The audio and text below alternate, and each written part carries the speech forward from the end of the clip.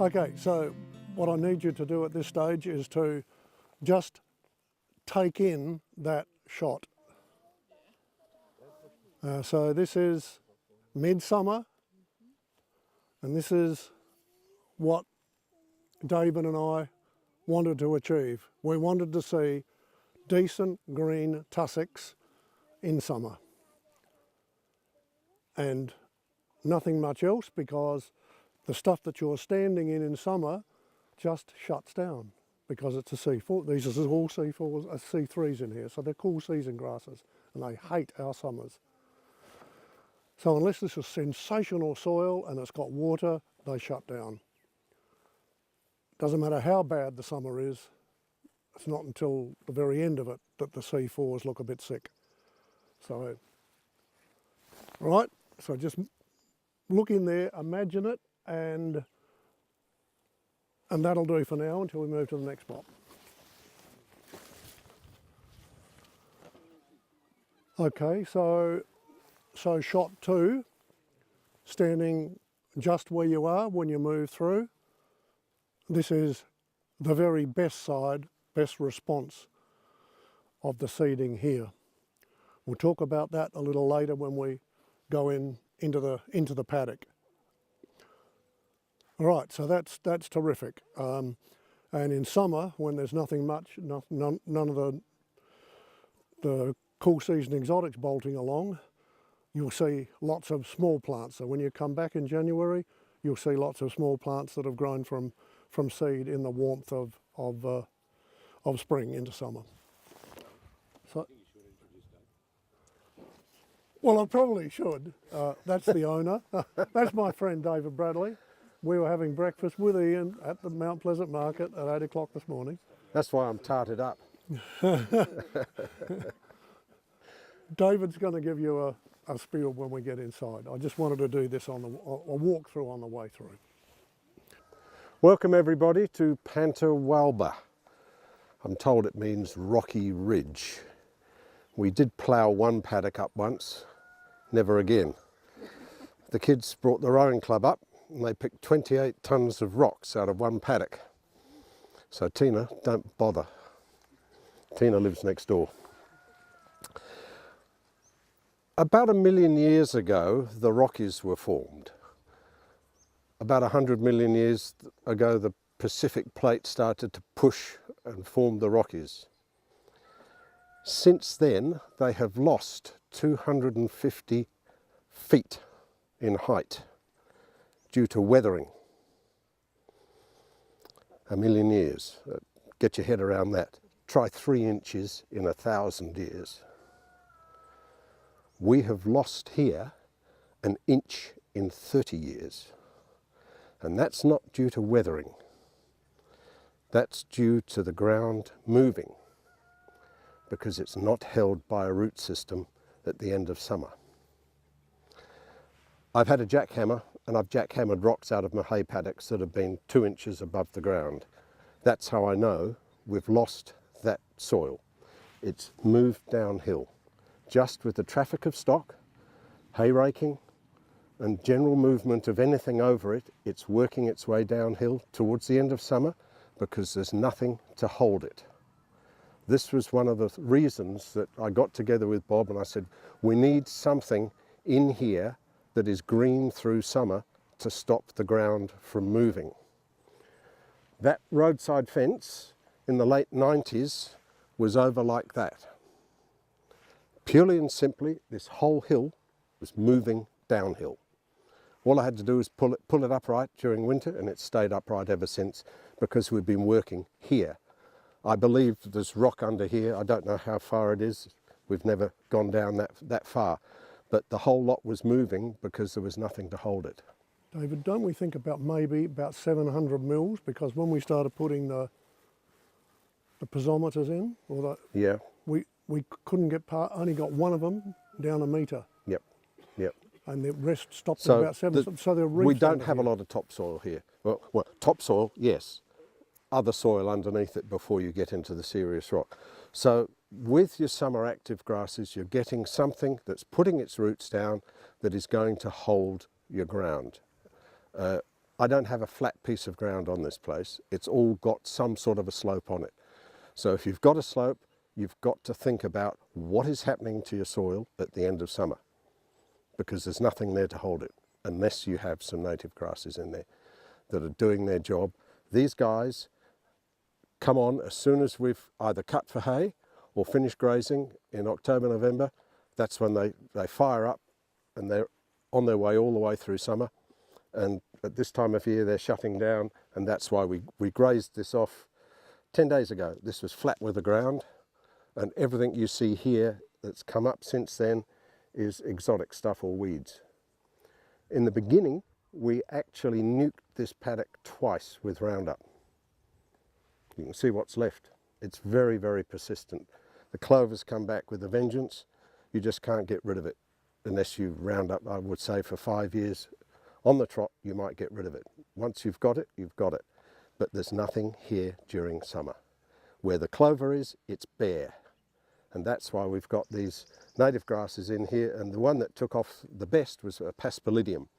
We put a lot of grasses in, but the paspalidium is a really chunky grass. It's like cocksfoot, and it gives you good summer feed, but it's not high in protein. We had it feed tested, and the reply was you couldn't get your stock to live on this alone. You would have to supplementary feed them something. So it's not the be-all and end-all, but it gives you a root system that is going to hold the ground at the end of summer. When you get those opening rains, you've got something there to stop it all going downhill. And David, the descriptor on those tests is based upon having cattle and sheep on these lands, and if it was goats or alpacas or an animal that's got a foraging thing in its life, and will take all sorts of stuff at various levels of growth and goodness or poorness. The interpretation on that test, you would have read it differently. So we have to keep that in mind too. Yep, yep. Anybody seen one of these? Feed calculator. Most important when you're grazing your paddocks, don't take it down too low. If you've got this, you can work out pretty well to the day how long a mob of 30 cattle like that can stay in a paddock before they get too low. If you take it too low, then it takes a long time to come back. So it's most important, do your calculations. It's easy enough, 2.5% of body weight, roughly 600 kilos of beast, you can work out how long this is going to last you before you need to get them out. It's better to move them too soon than to move them too late. If you trash your paddocks, they will start to move and you will lose topsoil. Anything else you want to carry on about? We should see I'll put it down on the ground so that you can just walk past the species that we put in here. So there's redleg grass and green summer grass. There's cotton grass and windmill grass. Windmill in the lower areas. There's kangaroo grass and Paspalidium distans that was being referred to. And that's it. So that's six species. A couple of others were in the mix, but weren't necessarily recorded as being in the mix. There was Queensland bluegrass, which Queensland's a misnomer. It's in lots of southeastern Australia, and some lovegrass, a native lovegrass is also in there. So you can have a close-up look at those. I'm going to give you a green flag so that when we come to a spot down there, you can go out and see if you can find some of these. There's no way you're going to recognise them in their leaf form out there, but what you'll be looking for is something that isn't lush and green, because the grasses that are out there are the ones we want lush and green in summer. So they're in semi-dormancy at present. So they're going to look a little bit purple, or a little bit bluish purple, or a little bit brownish purple, and that's where the flag goes. And then we'll have a look and see what we've got.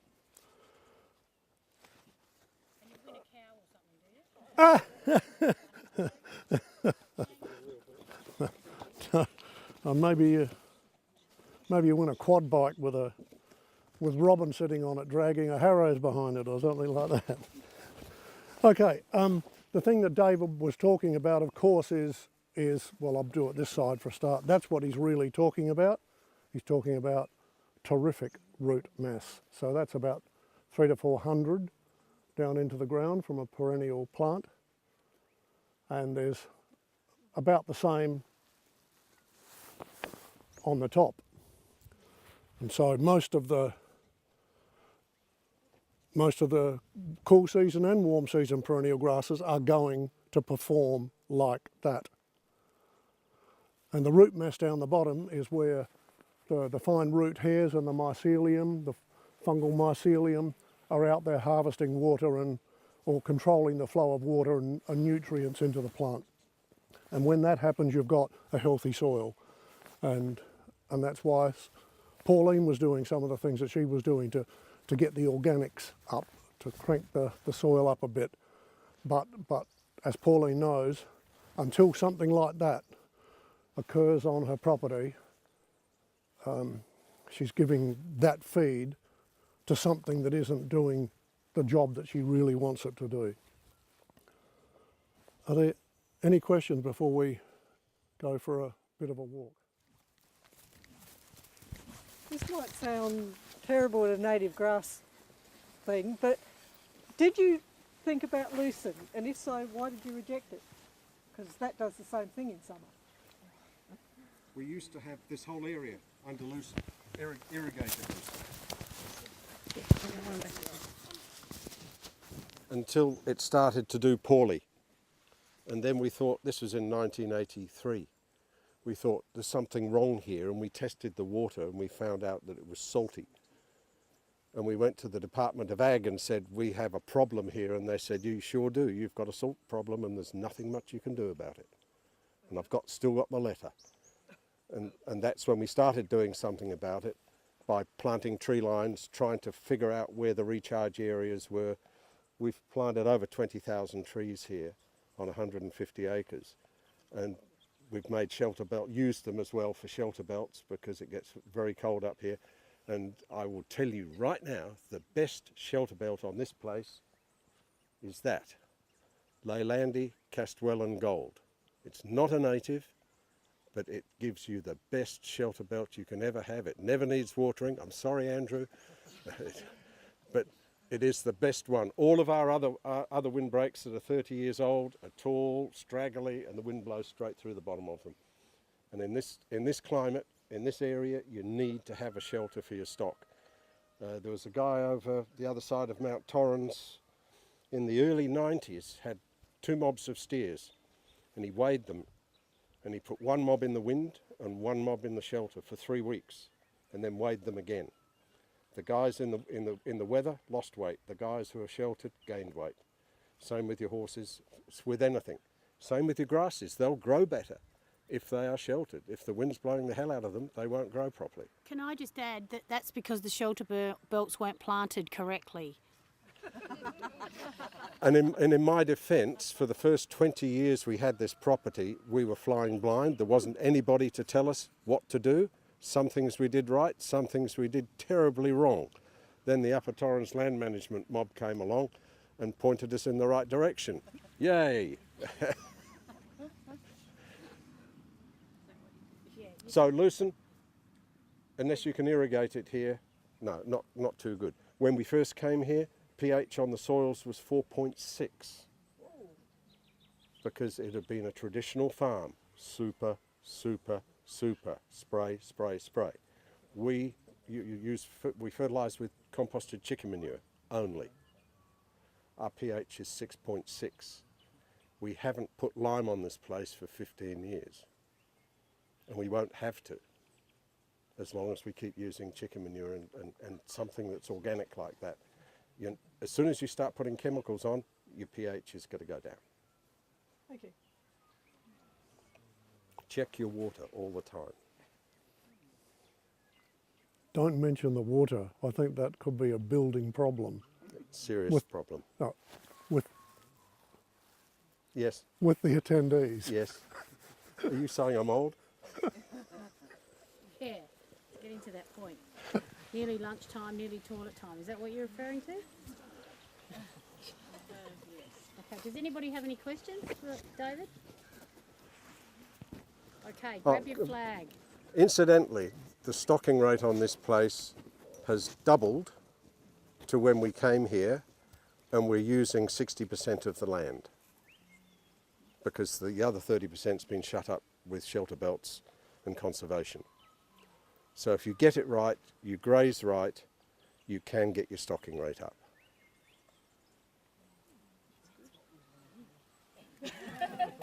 Okay, so just do a, I'll go over to a spot over there and you can come and grab a flag, but just take a slow walk through the species and have a look at them. They're all named, so should be right. There we go. Take your time. If it's too stressful, then don't do it. There you go. Yes. Good on you.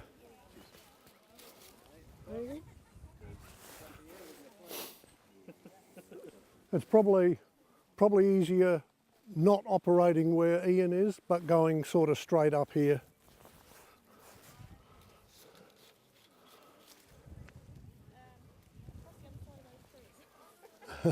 Good on you.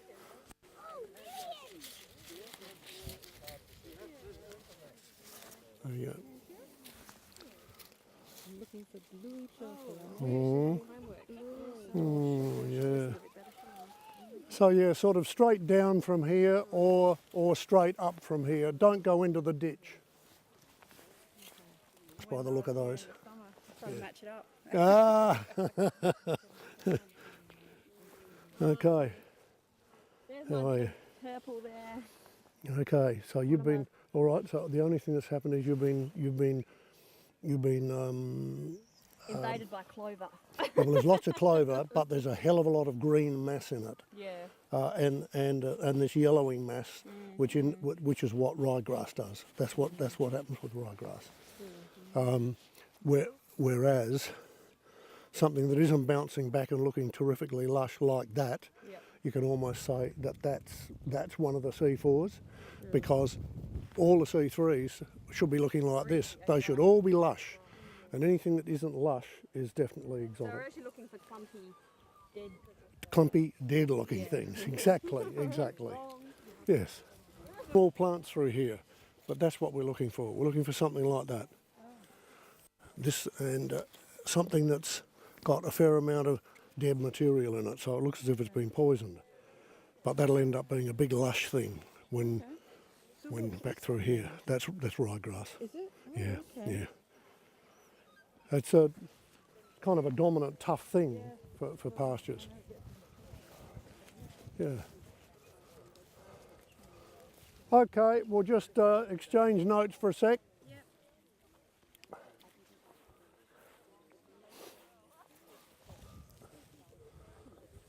So, as you can see from the photo,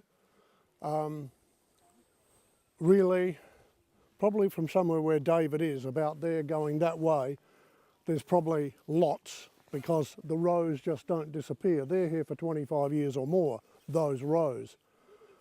And the recruitment in between them is also there, but at present you can't see it because of the cool season material that's still growing. And some of you have found that it's a little bit hard to find a warm season grass in such a luxuriant exotic environment. So David actually wanted the best of both worlds, and that was to have that. He wanted to have this green. He wanted even to be able to cut his high nutrient hay from this paddock if he needed to. But he also, as he explained to you, wanted it to be summer green. So the big test for us in going down this path is, okay, so we did that in 2010, so now it's 15, so can we get another 5 years of it looking, the rows still being there, and bigger plants in between those rows? given the management schedule that we've got going. And that's what's going to happen to all of us that put up our hand to do this transformation. So getting it on site's the first thing, and then the second thing is getting the management right. And it won't be the same management formula as David's or anyone else that's not running horses. That's yet to be discovered. Okay.